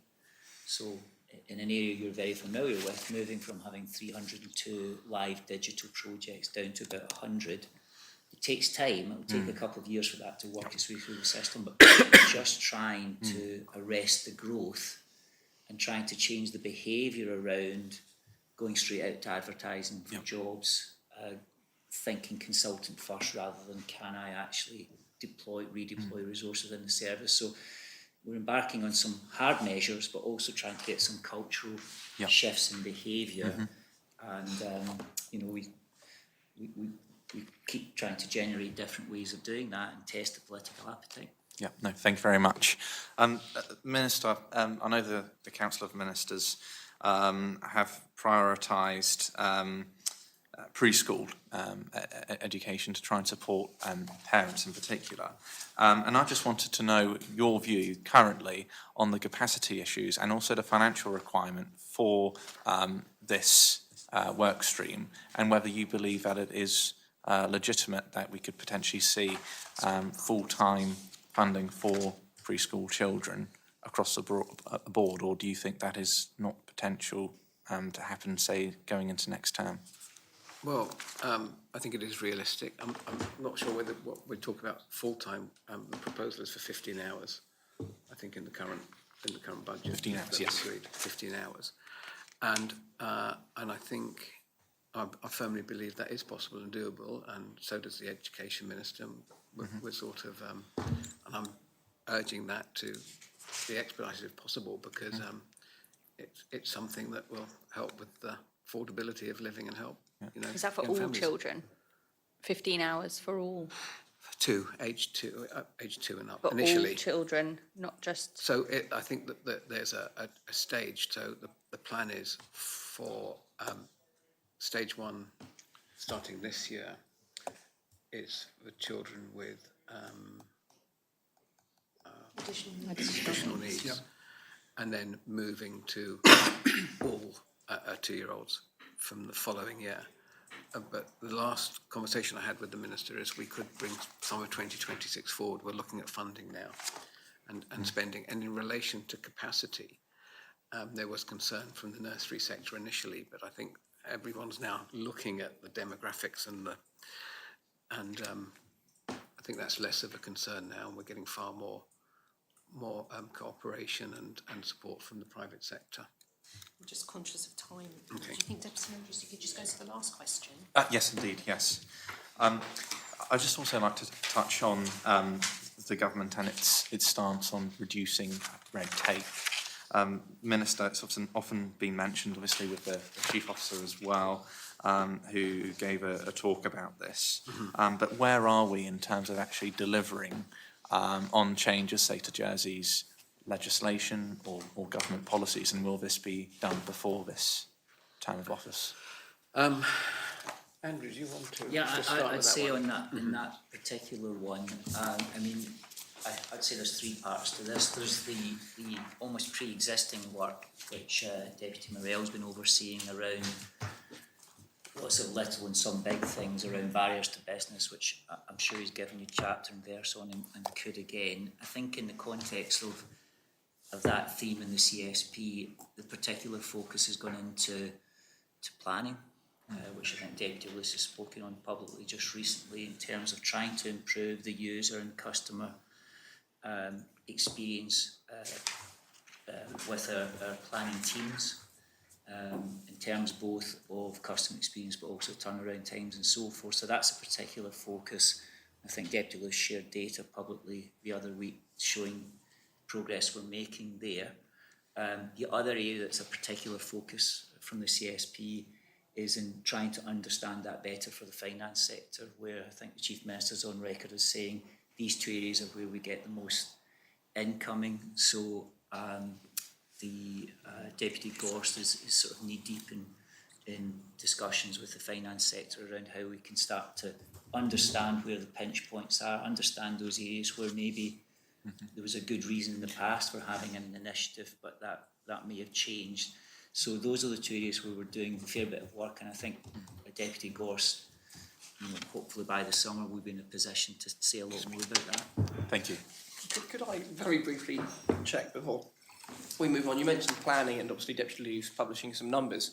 Those numbers showed quicker turnaround, some higher approvals, but that's all happened under the existing legislation, the existing planning regime and the existing island plan. Chief Minister, does that give you cause to think about how you target bureaucracy in the system rather than necessarily regulation? Because it would appear from Deputy Lewis's numbers he's winning. He's winning the war on kind of the bureaucracy side, and he doesn't need to change the regulation. Does that good news give you cause to think about the strategy? Well, we tend to get sort of regulation and bureaucracy. Regulation is a term used for overburdensome legislation, or all of the above. And the Minister and his team done a brilliant job in that area. But there's still plenty of room for manoeuvre. For example, expanding the envelope for what requires permission, for example, on planning, because we have, probably a lot of the very small works are so time consuming, and that is holding up a lot of the larger projects, or can have a propensity to do that. And so that's a piece of work that the Minister is looking at now, as an example. To move on. Minister, touching on some of the areas from our budget ministerial response, what have been the consequences of closing the delivery unit, and how are its functions now being carried out at a strategic level, not obviously necessarily so operationally? So that was one of our early choices in terms of trying to curb the growth.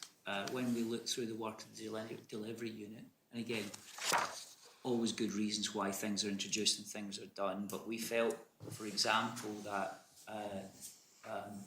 we may have fallen into a position where we were producing lots of stuff that wasn't terribly well read, and that on balance didn't add enough value, we felt, and a lot of that activity had collected in the delivery unit. So that included business plans, ministerial plans, and so on and so forth. So one of the consequences is we produce less stuff,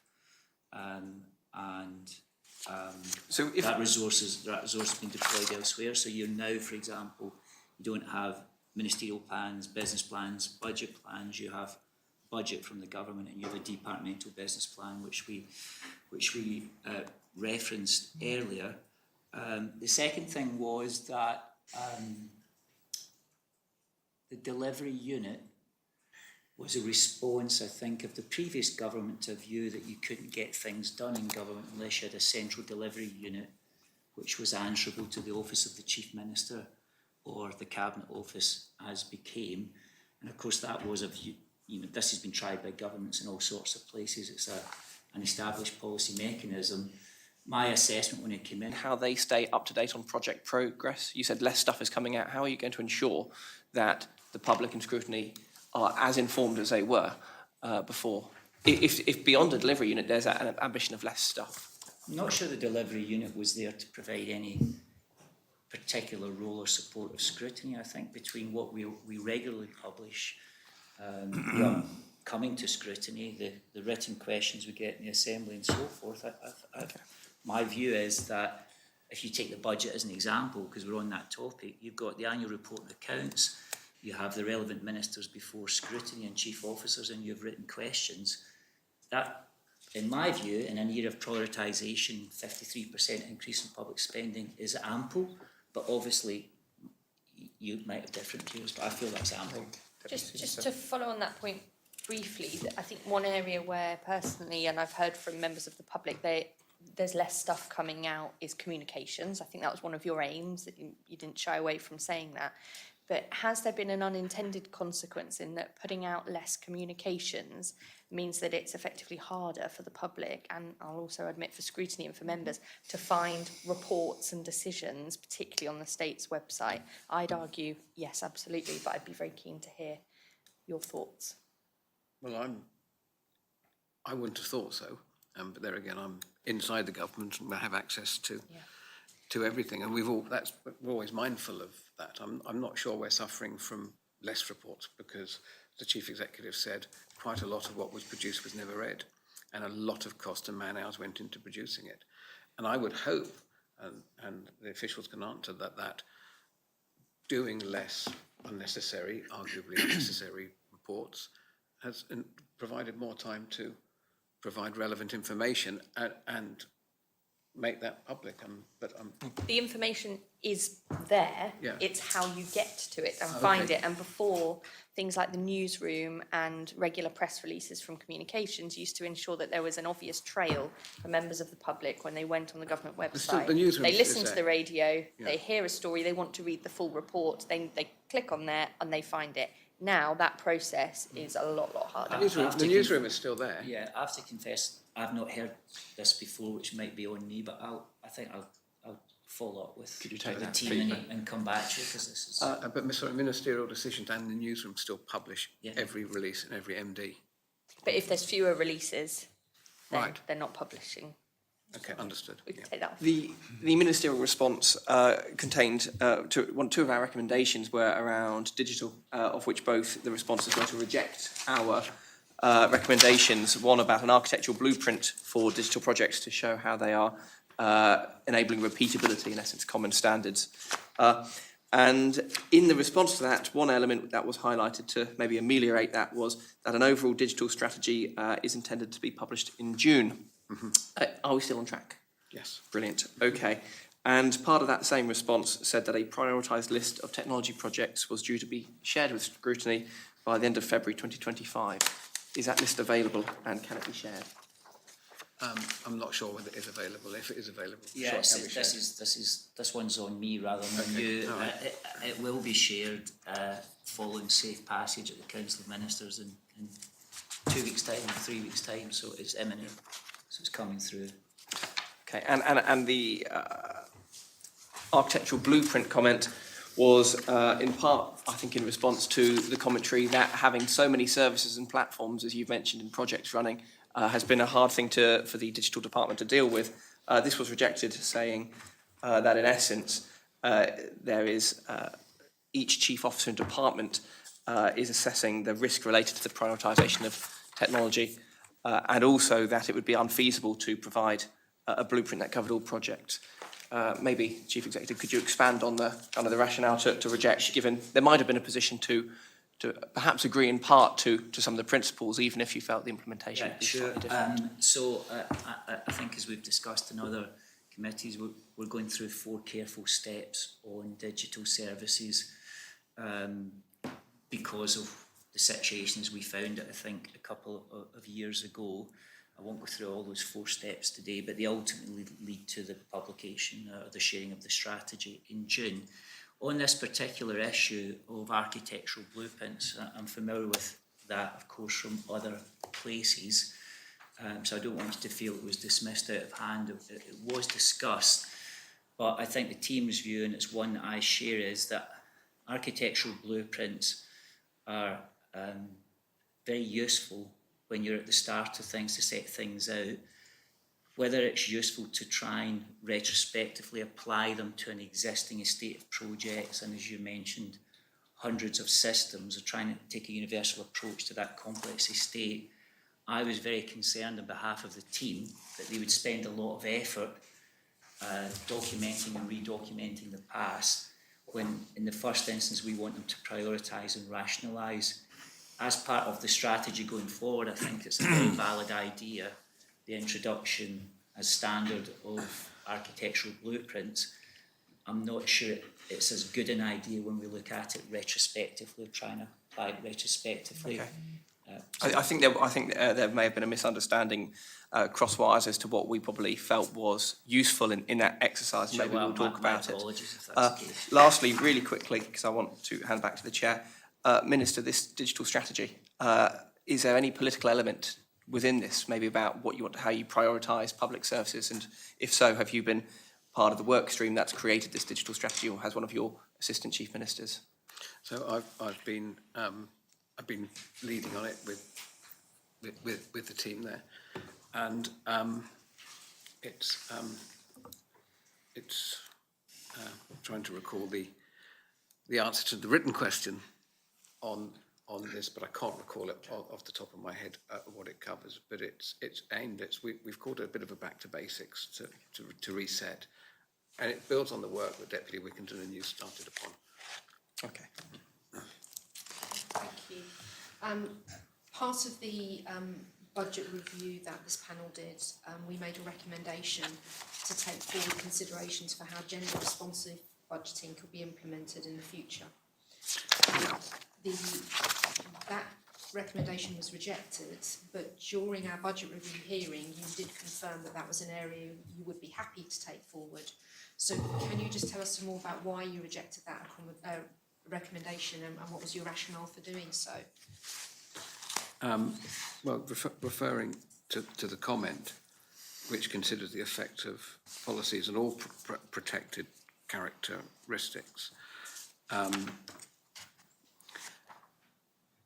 that sort of, Paul, would you like to just pick up there? I'm really sorry, I don't recall a commitment to take this forward, other than I think we all accept that the policy intent has to be there, in as much as gender, ethnicity, other protected characteristics need to be considered throughout the policy development. I think the issue about gender responsive budgeting isn't about protected characteristics that are defined under a particular law. No. It's about making sure that public resources are distributed equitably across all groups. Yes.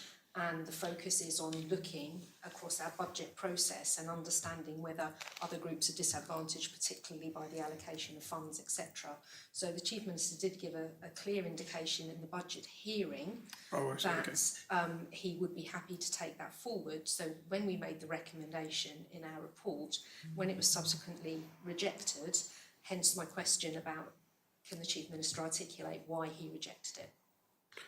when he'd initially agreed to I it. think we've possibly got some cross wires in relation to what you're offering to and the advice I received Yes. from officials as a general point. You know, the government agrees that policy always consider impact on different sectors and protected characteristics, and that's, you know, but I think you're looking for something slightly different to that. So Well, I mean, I think, you know, have you got any practical solutions at all in place to track the allocation of your funding according to gender responsive principles? So not systemically on gender, no. But there are several examples within the budget of the government choosing to spend money on issues which will benefit women. I'm just conscious of time, so I'm not going to explore this Sure. anymore, but it certainly will be something that Avoid we'll be being an considering example of that, yeah. at the next step. Yeah. Thank you. Andrew. Thank you. Just moving on to recruitment and retention. I think we've previously heard as a panel that there's a process in place for appeals to the recruitment freeze process, and these can be sent to the chief executive. Have there been any appeals to hire for positions grade 11 and above, please? Not appeals, but there's an exceptions process and people have used that exceptions process. So it's a digital process and it comes, obviously it requires the chief officer sign off first. It requires, if it's grade 11 above, oversight of the chief people officer. Then it comes to me having cleared those two. Yes, so the answer to the question is yes, there have been. And one would have, we set up the exception process because we expected there to be, obviously people can leave in critical roles, or you could have bouts of illness or absence that need cover, where the department determined that it's absolutely essential for service delivery. So yes, there's an exception process, and yes, it does get used, particularly around recruitment, less so around use of third-party consultants. Do you have any idea on how many times it's been used so far, and is the panel able to get further details on which positions appeals have been for? I don't want to give you a figure off the top of my head, given that I'm involved in that process. It feels like it's used a reasonable amount, but I think I'm just going to check. Oh, Leslie, have we got the data to hand, or is that something that we need to come back on? We can come back with the actual data. It is recorded in the system, so we can come back with it. And Chief Minister, just from your perspective, could you give us an update on how effective you think the recruitment freeze has been, and have you come across any major challenges because of it as well? I think it's been effective. We're 9 months. Have we had 9 months of it? I think we 1st of August. Yeah. Since Since 1st of August, yeah. Oh, well, not quite 9 months in, but 6 months. I'd like to see it run for a 4-year cycle, but it certainly has had an impact, it appears, in curbing the growth. The graph has sort of slowed down. Like I said, at the end of October, at the end of December last year, we've seen a reduction of. We've seen a decrease in terms of new starters by 317 in the same period. Yeah. The issue is that our turnover has decreased, so we would have seen significant changes if that. So less people, more people are staying put, less people are leaving, so that's more stability. So that seems to be working. Yeah, I think it's starting to get traction. You can see the curbing. We're not seeing a full net reduction, not that we expected to. You can see the curbing and you can see the behavioural changes coming through. The other thing I think it's important to note, because it will undoubtedly be in the published data, is that we wanted to curb it, but there's areas of the service, areas of the health service being an example in education, where we wanted to and expected to see growth, because in some of those areas we wanted to see a displacement of agency workers with FTE workers. So it'll be a mixed picture. So we had some exceptions to the policy, and in those exceptions we're seeing growth. What we also expected to try and do is focus our efforts more in the centre of government than in frontline service delivery or customer service delivery. And again, I think when the data comes out, you'll see that we're starting to get small amounts of traction with that, and that those areas are either not growing or they're certainly growing at a lower rate than other areas. We've actually reached the end of our allotted time, but are you content for me to add 10 minutes of injury time, being that we started a little bit later? Absolutely, yeah. Thank you.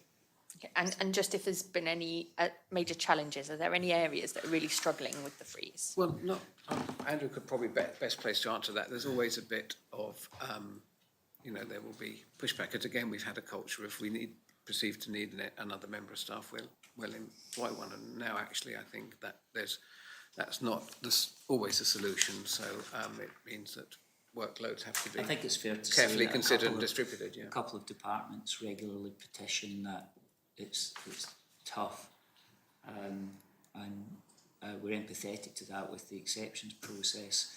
But definitely it's an element here of cultural change as well, in terms of some of the behaviours around recruitment, looking outside before you've looked properly inside, looking off island before you've looked on island. I think there's a lot of behavioural things where we're just trying to slowly but surely see if we can get some change, and in particular a big objective given to me by the Council of Ministers in addition to curbing was actually to try and open opportunities for people who are already in the service and to develop.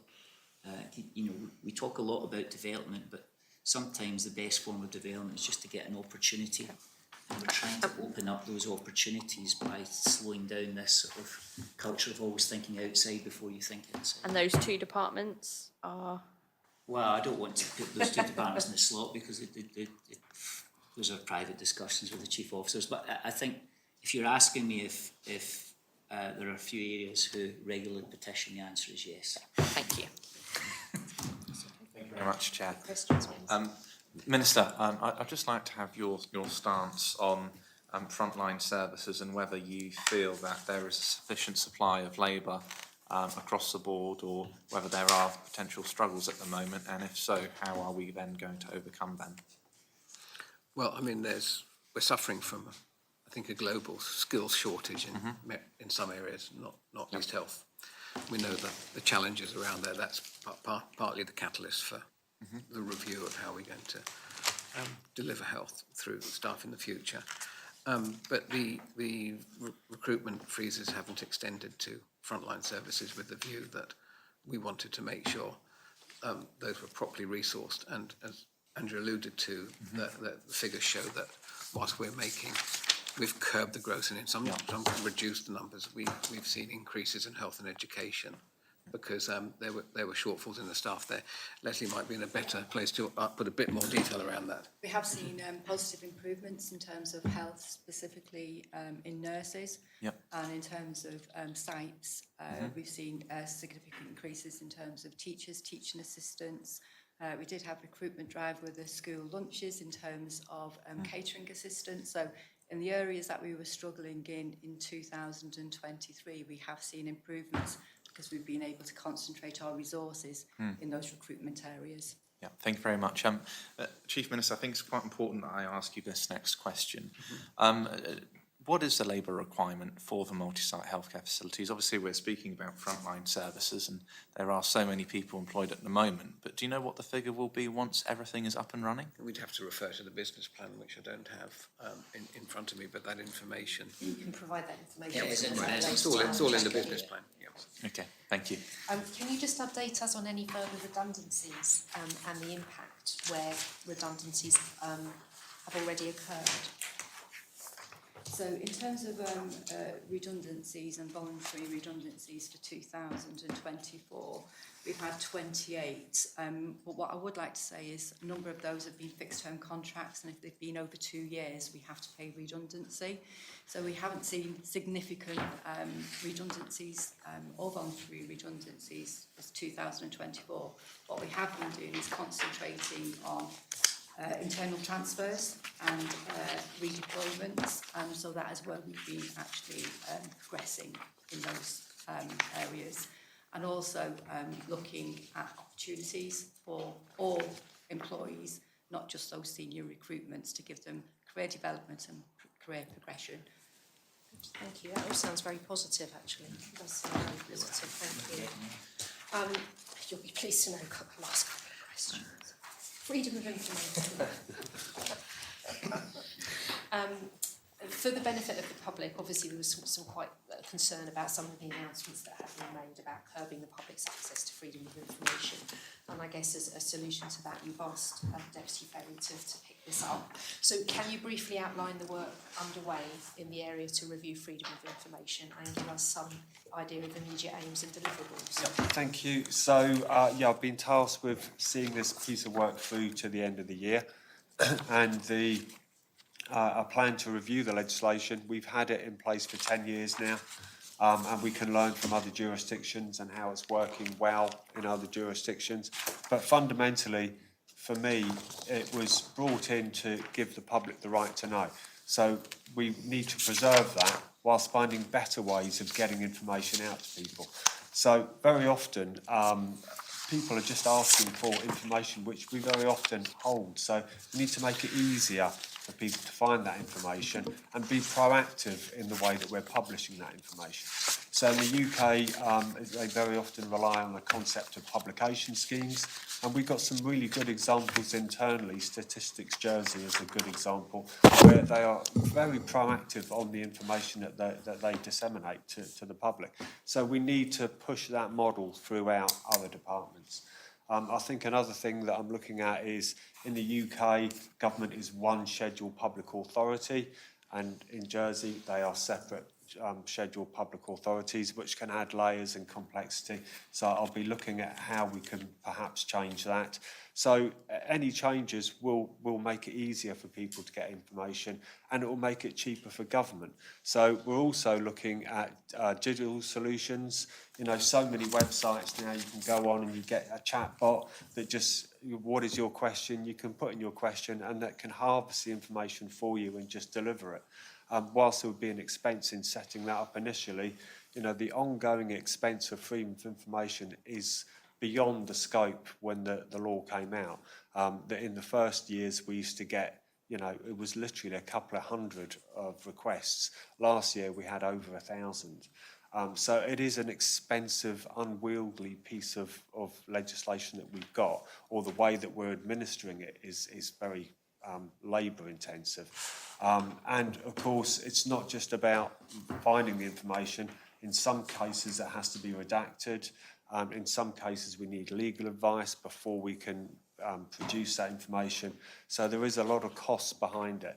But, you know, if we're proactive and we get information out for people, that's what they basically want. 99 times out of 100, people just want access to good information. So what is the timescale for your review? When do you expect to report? So we're going to engage with stakeholders in the next couple of months. Certainly by the end of this year, we'll have something tangible where we can come up and work up some recommendations for changes. Some of it will be some very simple internal changes that we can just, you know, there'll be quick wins. We can make those fairly quickly. Okay, Could I really quickly ask on that, Deputy Ferry? Does that mean that do you believe that a lot of that was about providing access to the data proactively rather than reactively, and you suggested digital? Yep. Will this be part of the digital strategy? It would. If not, why not? Yeah, it would need to form part of that. Absolutely. So if we can find a cheaper, better way of doing it, why wouldn't we do that? Why wouldn't we do that? But to be fair, I've only recently had this piece of work, so, you know, we can weave it in, I'm sure. I think one of the headlines that grabbed a lot of people was the idea that people would be limited to the number of FOIs they could submit in a year. Is that a policy intention from the outset for you as a government? No, so, I mean, within the legislation, there is provision for repeated and vexatious requests. And we have an internal policy that deals with repeated and vexatious requests. And sometimes perhaps it's not applied as rigorously as it should be, because actually what we're trying to do is just help people and give them the information that we want. But that, you know, that part of the legislation is there to stop people continually asking for the same information day in, day out. And so we do need to make sure that we are applying that correctly. But the flip side of that is, quite often, and it's sometimes from the media, we get asked for information which is produced yearly. So why not get on the front foot and get that information out to people rather than wait for an FOI and all the cost that lays behind that? Better still, create a system using AI, for example, that takes people straight to that information when they type in the question and reduces the needs for FOI. Thank you. That's taken us to 12:10 on the dot. So thank you very much. Thank you for everybody for attending. Thank you for your answers. There was a couple of points there that officers will follow up. A couple of questions we haven't asked, but we can put those into writing. Sure.